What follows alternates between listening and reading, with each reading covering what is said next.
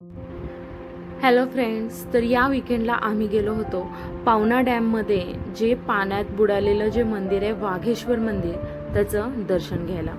तर संध्याकाळच्या वेळी आम्ही तिथे गेलेलो आणि मंदिराचं दर्शन घेतल्यानंतर सनसेट व्ह्यू पाहण्यासाठी आम्ही तिथे किनाऱ्यावर बसले होतो.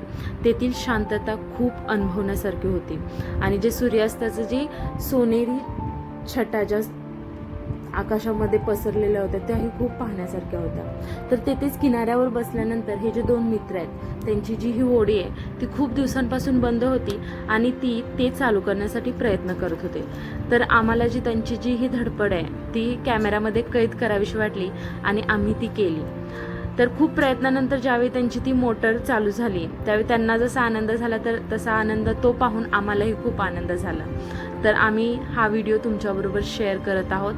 तर त्याला नक्की लाईक करा आणि चॅनलला आमच्या सबस्क्राईब करा.